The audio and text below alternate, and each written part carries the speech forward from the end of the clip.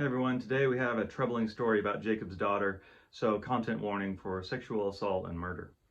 Dinah, the daughter of Leah, who'd born to Jacob, went out to meet the women of that country. And when Shechem, the country's prince, saw her, he took her, slept with her, and humiliated her. Then Shechem spoke to his father, Hamor, saying, "Get me this girl to be my wife."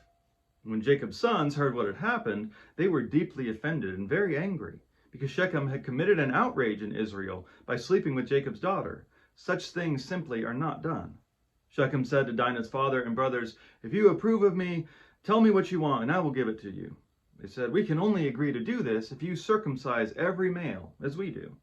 And on the third day, when they were still in pain, two of Jacob's sons and Dinah's brothers, Simeon and Levi, took their swords, came into the city, which expected nothing, and killed every male.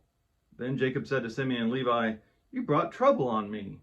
But they said, "Should our sister be treated like a prostitute?"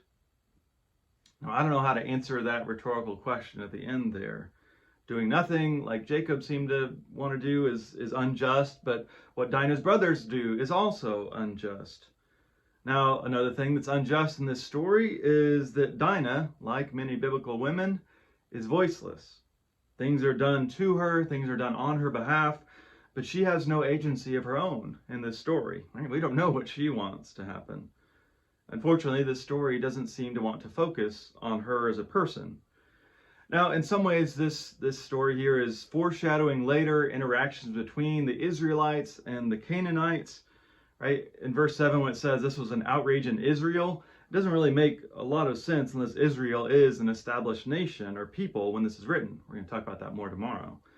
And there's echoes of the conquest stories here, right, where the Israelites go in and wipe out an entire place and take their stuff. Now, what's another thing that's troubling this story is that they're using, Dinah's brothers are using this important Israelite religious ritual of circumcision in their plan to kill everyone, right? They force every man to get circumcised and then kill them when they're incapacitated, which, again, it's not a bad strategy, but right, you're using a religious practice for murder. What if we substituted baptism? How would that make you feel? So what they do goes beyond justice and even goes beyond simple revenge, just killing the person who did this.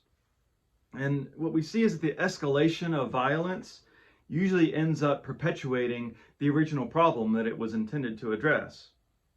You know, it says that Jacob's sons steal all the women from this community. Well, what do you think happened to those women?